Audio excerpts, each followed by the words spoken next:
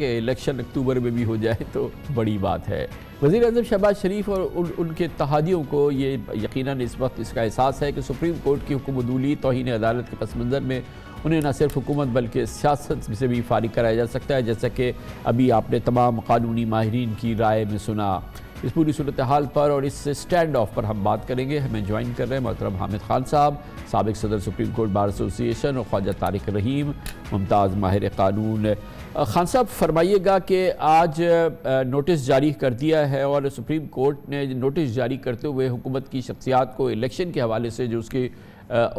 حکم کی پہ عمل درآمد نہیں ہوا 14 مئی کے الیکشن کے حوالے سے جو 20 ارب روپے 21 ارب روپے جاری کرنے تھے، کافی سخت لینگویج اس میں استعمال کی ہے اور اب ان کو چیمبر میں بلایا ہے گورنمنٹ کی کلیدی شخصیات کو۔ یہ معاملہ کس طرف آگے بڑھ رہا ہے آپ کے خیال میں؟ کیونکہ اس سے پہلے جو بڑے لیڈنگ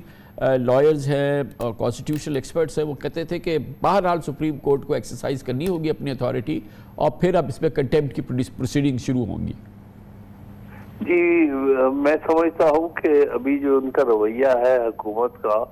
کہ وہ سپریم کورٹ کے فیصلے کی حکومت عدولی کرنا چاہتے ہیں، یہ بہت ہی افسوسناک ہے اور یہ آئین کی بالکل اس کے خلاف ہے، آئین کی وائلیشن ہے۔ اور جب واضح طور پہ حکم دیا گیا ہے وہ پیسے الیکشن کے لیے فراہم کرنا، یہ ان کا فرض ہے، آئینی فرض ہے۔ تو اگر سپریم کورٹ کا یہ حد حکم ہے، اگر الیکشن کمیشن نے بھی ان کو حکم دیا ہوتا تب بھی ان کا فرض تھا کہ وہ پیسے جو ہے وہ پرووائڈ کرے ان کو۔ تو اس لیے یہ بڑی واضح طور پر یہ توہین عدالت کے مرتکب ہو رہے ہیں۔ تو خواجہ طارق رحیم صاحب یہ بتائیے گا کہ دوسرا موضوع جو کہ اسٹینڈ آف جس کی ہم بات کر رہے ہیں، گرینڈ ایک اسٹینڈ آف ہے between the government and the supreme court of Pakistan, وہ ہے 184(3) کے جو سو موٹو کی پاورز تھیں، جو کہ ایک علیحدہ کیس ہے جس میں کہ طلب کیا ہے۔ ابھی اس سٹیج پہ election supreme court of Pakistan نے کسی وزیر کو اور کسی وزیر اعظم کے حوالے سے کوئی گفتگو نہیں کی، جو کی آفیسرز آف دی گورنمنٹ ہے وہ ان کو صرف جیسے سیکرٹری خزانہ اور گورنر اسٹیٹ بینک کو صرف انہوں نے بلایا ہے کہ آپ بتائیے کہ حکومت کے خزانے کی کیا پوزیشن ہے۔ یہ کافی کوشش بگننگ لگتی ہے سپریم کورٹ کی اس حوالے سے۔ دیکھیے سپریم کورٹ اس معاملے میں نرمی کا اظہار کر رہی ہے، کیونکہ سپریم کورٹ چاہتی تو وہ نوٹس بھی دے سکتی تھی کنٹیمپٹ کا۔ اچھا کیا انہوں نے پہلے اسٹیٹ بینک کو اور سیکرٹری خزانہ کو بلایا ہے اور اس سے یہ جو چاہتے ہیں وہ چاہتے ہیں کہ معاملہ وہاں تک نہ جائے۔ میں جہاں تک سمجھ سکا ہوں کہ سپریم کورٹ نہیں چاہتی کہ معاملہ کنٹیمپٹ کے حد تک چلا جائے۔ بہتر ہے کہ اس سے پہلے، چونکہ یہ معاملہ الیکشن سے کے ایکسپینسز کے حوالے سے ہے جو کہ ہر صورت حکومت پر ایک فرض ہے، اور تو اس لیے اس بات کو آگے نہ بڑھایا جائے۔ یہ اچھی بات کی ہے سپریم کورٹ نے۔ سپریم کورٹ اپنے اختیارات رکھتے ہوئے بھی ابھی استعمال نہیں کر رہی، اس امید پر کہ یہ بات کو سمجھیں گے اور معاملات کو طول نہیں دیں گے بلکہ یہ فنڈز فراہم کریں گے۔ دوسری بات یہ بھی ممکن ہے کہ اگر فنڈز کی اویلیبلٹی ہے تو پھر اس صورت میں ڈائریکٹ بھی وہ اسٹیٹ بینک کو بھی ڈائریکشن دی جا سکتی ہے اور فائنانس منسٹری کو بھی دی جا سکتی ہے کہ فنڈ فٹ فار مہیا کریں۔ بالکل صحیح۔ اچھا خواجہ صاحب یہ فرمائیے گا کہ آپ جس 184(3) کے جس قانون کو جو بن رہا ہے اس کو چیلنج کر رہے ہیں، مگر یہ بھی تو بات ہے نا کہ پارلیمنٹ نے اپروو کیا ہے اس کو، جوائنٹ سیشن نے اس کو اپروو کیا ہے، 2 بار کیا ہے، تو بہرحال یہ پارلیمنٹ کا اختیار تو ہے نا کہ وہ قانون میں ترمیم کر سکے۔ پارلیمنٹ کا تو کام ہی یہی ہے۔ جی خان صاحب، یہ جو اس وقت صورتحال ہے یہ اس وقت بڑی ایک ویسی ہی بڑی ڈویژن ہے خود سپریم کورٹ کے اندر۔ پاکستان کے جو مسائل ہیں، جو مسائل کیا ہیں، بحران ہیں، اس میں ایک یہ مسئلہ بھی ہو گیا ہے۔ اس دوران یہ جو ابھی ہم 184(3) کی بات کر رہے ہیں جس کی حکومت قانون سازی کر رہی ہے، 2 بار اس کو جوائنٹ سیشن سے انہوں نے اپروو بھی کرایا ہے، یہ اب اس کو یہ چیلنج ہو گیا ہے اور اس چیلنج کے حوالے سے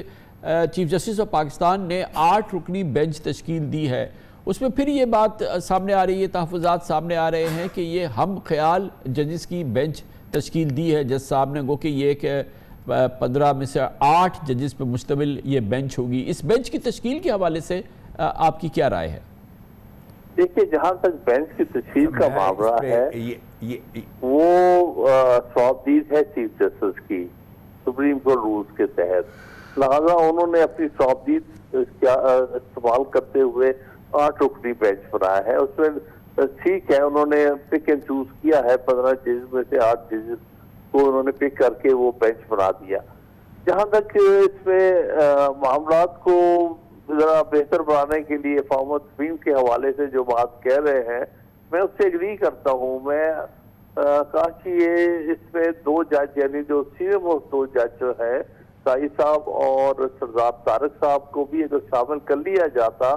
تو یہ اچھا ہوتا، کیونکہ یہ بڑے اہمیت پر حامل ہے یہ کیس۔ یہ ایک بنیادی ایک سپریم کورٹ کے اختیارات، اس کے پریکٹس اور پروسیجر جو ہے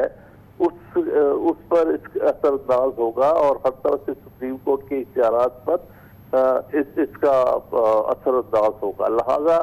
بہتر ہوتا کہ آپس میں ڈویژن نظر نہ آتی ہے، کم از کم سینئر ججز تو اس کا حصہ ہوتے۔ تو خواجہ طارق رحیم صاحب یہ فرمائیے گا کہ یہ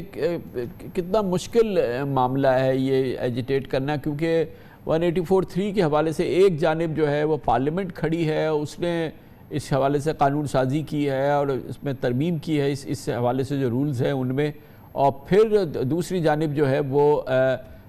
ایک یہ صورتحال ہے جس میں کہ سپریم کورٹ یہ سمجھتی ہے کہ یہ حق صرف اسی کا ہے، یا جس کے تحت وہ اپنے چیف جسٹس کے اختیارات کو جو ہے وہ ریگولیٹ کریں، یا اس میں اگر اصلاحات کرنا ہے تو وہ خود کرے اس کو، نہ کہ یہ الیکشنز کا معاملے میں سپریم کورٹ کا جو حکم ہے، فیصلہ ہے پنجاب کے الیکشن کے حوالے سے، دوسرا 184(3) جو ہے وہ چیلنج ہوا ہے، اس پر بھی یہ بات چیت چل رہی ہے، اور اسی وقت جو ہے وہ سپریم کورٹ تقسیم کا شکار بھی ہے۔ یہ جو فیصلے آ رہے ہیں اور یہ جو آگے ہم سماعت دیکھ رہے ہیں، یہ 2 امپورٹنٹ کیسز اور یہ تقسیم کا پس منظر جو ہے، اس کے کیا اثرات ہوں گے؟ بہرحال یہ کیسز چلیں گے، ان کے فیصلے آئیں گے، اور پھر اس کے اثرات ہوں گے خان صاحب۔ جی یقینی طور پر اثرات ہوں گے۔ میں سمجھتا ہوں کہ ابھی بھی وقت ہے کہ معاملات کو آپس میں بیٹھ کے طے کر دیا جائے، تاکہ جو بھی آپس میں تقسیم ہے اس کو دور کیا جائے، اور مجھے امید بھی ہے کچھ پیش رفت بھی دیکھنے میں آ رہی ہے، جیسے کہ چیف صاحب کی ملاقات کل یہ پرسوں ہوئی ہے جسٹس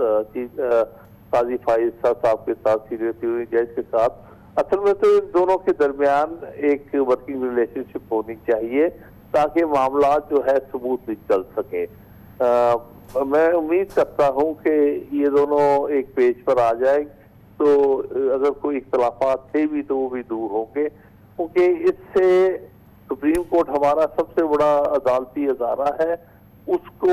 بچانا، اس کی اہمیت اور اس کی جو رٹ ہے اس کو قائم رکھنا ملکی مفاد کے لیے بہت اہم ہے۔ تو مجھے امید ہے کہ اس کی طرف سپریم کورٹ اور خاص طور پر اس کے سینئر جج اور چیف جسٹس وہ جو دیں گے، اور قوم کو اس حالت سے جس میں تشویش ہے تو قوم کو بڑی سخت، کہ اگر سپریم کورٹ ڈیوائیڈ ہوتی ہے تو یہ قوم کسی صورت بھی اس بات پر تشویش کا اظہار کیے بغیر نہیں رہ سکتی۔ لہذا مجھے امید ہے کہ ہمارے جج صاحبان کوشش کریں گے اور یہ معاملات کو افہام و تفہیم سے طے کر لیں گے۔ خواجہ طارق رحیم صاحب ایک یہ ذرا فرمائیے گا، کلیریفائی کیجئے گا کہ ابھی تو یہ کیس چلے گا نا، ابھی آپ لوگوں نے چیلنج کیا ہے، پھر اس کی سماعت ہوگی اور جتنے بھی عرصے چلے پھر اس کو ظاہر ہے کہ آرگومنٹس ہوں گے۔ اس سے پہلے جب تک کہ اس کا فیصلہ نہیں ہو جاتا، اور یہ اس حوالے سے 184(3) کے تحت جتنی بھی کارروائیاں اب تک ہوئی ہیں، کیونکہ اس میں اختیار دیا گیا ہے کہ جو پہلے ایکشن ہو چکے ہیں اس پہ بھی اپیل ہو سکتی ہے، وہ تو سارے انٹیکٹ ہے نا، انکلوڈنگ سپریم کورٹ کا یہ حکم جس کے تحت 14 مئی کو الیکشن کرنے کا حکم دیا گیا تھا، گو کہ اس کی بھی بنیاد جو تھی وہ اسقد نوٹس بنی تھی۔ جب تک اس کا فیصلہ نہیں ہو جاتا وہ تو فیلڈ میں ہے نا، فیصلے وہ ان پر تو عمل ہونا لازم ہے۔